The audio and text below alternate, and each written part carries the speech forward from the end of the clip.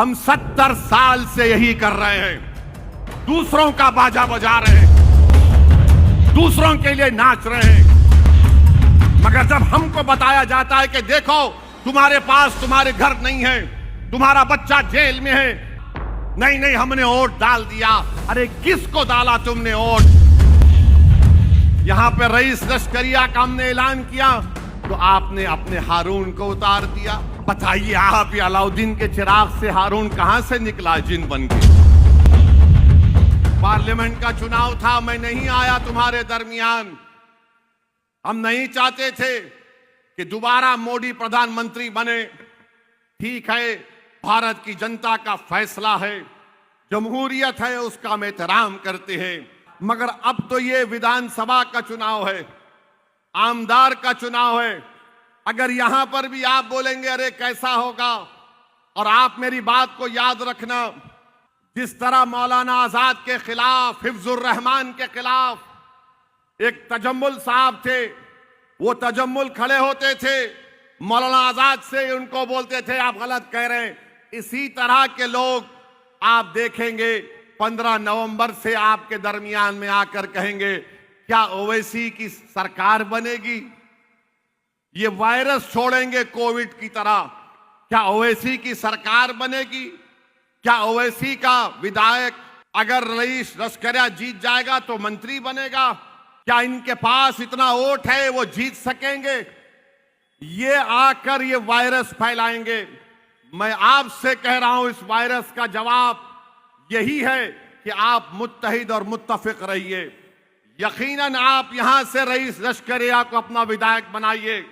मैं आपसे वादा करके जा रहा हूं कि इंशाअल्लाह ताला ना शिंदे ना फडणवीस मुख्यमंत्री बनेंगे, बल्कि एक सेकुलर फॉर्मेशन की हम तायीद करेंगे इंशाअल्लाह ताला। मगर इसके लिए पहले आपको अपने आदमी को कामयाब करना पड़ेगा, अपनी पार्टी के नुमाइंदे को कामयाब करना पड़ेगा। मेरे भाई, हमारा हाल तो ऐसा है, भारत की राजनीति में मुस्लिम अक़लियत का हाल मैं कह रहा हूं, सुन लो आप। शायद आपको बड़ी तकलीफ हो, मुझ पर गुस्सा आ जाए, मगर सच्चाई तुम्हारे सामने बयान कर रहा हूं। हमारा हाल एक शादी की बारात में बैंड बाजे की बारात की तरह है कि दूल्हा निकलता है घोड़े पे ऊपर बैठकर और हम बैंड बाजा बजाते हैं दूल्हे के नाम पर, और बैंड बाजे में कोई बाजा बजता है कि बहाओ फूल बरसाओ मेरा महबूब आया है। और जिस जगह पर निकाह होता है उसमें दूल्हा और बाराती अंदर चले जाते, और जो बैंड बाजे के लोग हैं वो उस शादी खाने से या जिस जगह पर निकाह हो रहा है बाहर रोड पर खड़े होते हैं। हम 70 साल से यही कर रहे हैं, दूसरों का बाजा बजा रहे हैं, दूसरों के लिए नाच रहे हैं, मगर जब हमको बताया जाता है कि देखो तुम्हारे पास तुम्हारे घर नहीं है, तुम्हारा बच्चा जेल में है, तुमको इंसाफ नहीं मिल रहा है, तुम्हारे इलाके में पीने का पानी नहीं है, अस्पताल नहीं है, तो क्या बोलेंगे आप? नहीं नहीं हमने वोट डाल दिया। अरे किसको डाला तुमने वोट? अगर 75 साल पहले आजाद से इस तरह का सलूक किया गया था, वो कुछ नहीं कर सके इन जालिमों के सामने। ये तमाम एक ही हैं। इसीलिए तो मुझे गुस्सा आता है जब मैं ये पढ़ता हूं, देखता हूं हालात को, तो क्या कहूं आपसे। यहां पे रईस लश्करिया का हमने ऐलान किया तो आपने अपने हारून को उतार दिया। बताइए आप, ये अलाउद्दीन के चिराग से हारून कहां से निकला जिन बन के? हमने तो पहले ऐलान कर दिया था, मगर मकसद क्या है कि मौजूदा विधायक बीजेपी की हैं वो कामयाब हो जाए। मगर मैं वर्सोवा की तमाम वोटर से अपील कर रहा हूं कि आपने 2 मर्तबा यहां से बीजेपी को कामयाब किया। यहां पर पीने के पानी का एक बहुत बड़ा मसला है, गवर्नमेंट का स्कूल नहीं है, म्युनिसिपैलिटी का अस्पताल नहीं है। इसीलिए हम आपसे अपील कर रहे हैं कि आप अपना एक वोट यहां से रईस लश्करिया साहब को देकर कामयाब कर हैं कि कब तक आप दूसरे का बाजा बजाएंगे, कब तक आप 75 साल से दूसरे को वोट देते आएंगे, कब तक आप दूसरे के पीछे पीछे घूमते रहेंगे।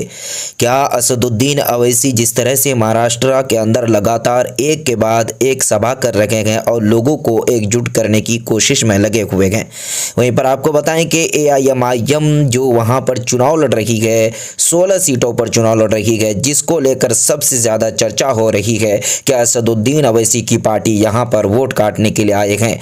जो इंडिया गठबंधन के जितने भी लोग हैं, ये कहीं ना कहीं असदुद्दीन अवैसी के ऊपर शुरू से ही आरोप लगाते आए हैं, लेकिन असदुद्दीन अवैसी का ये कहना है कि मुझे उम्मीद है कि 16 के 16 सीटों पर हम जीत दर्ज करेंगे और महाराष्ट्र की राजनीति में एक नया इनकलाब पैदा करेंगे।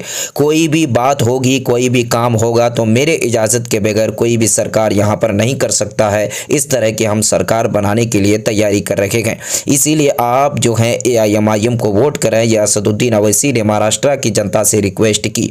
वहीं पर आपको बताएं कि असदुद्दीन अवैसी के नेता इम्तियाज जलील यानी AIMIM के पूर्व सांसद इम्तियाज जलील ने इंडिया गठबंधन के लोगों पर बड़ा आरोप लगाते हुए उन्होंने ये कहा था कि जिस तरह से हमने 16 सीटों पर चुनाव लड़ने का फैसला किया तो वहीं पर इंडिया गठबंधन के लोगों ने भी अपने कैंडिडेट उतारा। इससे यह पता चलता है कि भाजपा को जिताने के लिए और हमारी पार्टी को कमज़ोर करने के लिए इंडिया गठबंधन लगातार हमारी पार्टी को कमज़ोर करने के लिए भरपूर कोशिश कर रही है। इसीलिए हम चाहते हैं कि 16 के 16 सीटों पर हम जीत दर्ज करके एक सेकुलर सरकार यहाँ पर कायम करें और यहाँ पर जो है महाराष्ट्र के गरीब, पिछड़े और दलित मुसलमानों को हम हक दिलाने में कामयाब रहें। आपको बताएं कि असदुद्दीन अवैसी की पार्टी इससे पहले जो है हैदराबाद में ही महदूद थी, लेकिन अभी असदुद्दीन अवैसी की पार्टी पूरे देश में अपने दौरा कर रहे हैं और अलग अलग राज्य में अपनी कैंडिडेट को उतार कर चुनाव लड़ रहे हैं। इससे पहले वो बिहार के अंदर चुनाव लड़े थे और जहां पर उसको भारी कामयाबी मिली थी, 5 सीटों पे कामयाबी हासिल की थी, लेकिन दुर्भाग्य की बात यह है कि 4 विधायक जो है कट करके RJD में शामिल हो गए थे। एक अकेला अख्तरुल ईमान खड़े रहे और इस बार वो लोकसभा के भी चुनाव लड़े, लेकिन ये दुर्भाग्य की बात है और बहुत ही अफसोस की बात है कि अख्तरुल ईमान को वहां से हार मिली। और बताया जा रहा है कि इस बार बिहार के अंदर भी पुरजोर तरीके से असदुद्दीन अवैसी की पार्टी चुनाव लड़ने वाला है। बाकी आपको बताएं कि असदुद्दीन अवैसी लगातार महाराष्ट्र का दौरा कर रहे हैं। आपकी क्या प्रतिक्रिया है इस चुनाव को लेकर? महाराष्ट्र में कितने सीट निकाल पाएंगे? आप कमेंट बॉक्स में जाकर जरूर बताइए। वीडियो को शेयर कीजिए, चैनल को सब्सक्राइब कीजिए। कल वो देवेंद्र फडणवीस बोल रहे थे, सुन लो अवैसी, MIM की सभा में एक महिला ने ये कहा, वो कहा। अरे क्या है ना भाई, हम लोगों को मालूम है कि RSS और BJP के लोग व्हाट्सएप यूनिवर्सिटी से पढ़ के निकले, तो थोड़े थोड़े दिन को उन लोगों की क्लास लेना पड़ता। 4 दिन पहले मैं भी उन लोगों की क्लास ली। क्लास लेके बोली, देखो ये शहर है, औरंगाबाद की हिस्ट्री है। इस बंजर शहर खटकी को आबाद किया था मलिक अंबर ने। अब संभाजी महाराज तो बड़े महाराज थे, हम भी उनकी बड़ी इज्जत करते, लेकिन उनको मानने वाले मराठाओं का रिजर्वेशन क्यों कम कर दिया गया? डेवलपमेंट कहाँ है?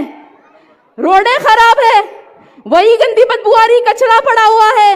450 किसाने जो है खुदकुशी कर लिए, लेकिन इनको देखो, हम औरंगाबाद को संभाजी नगर बना दिए।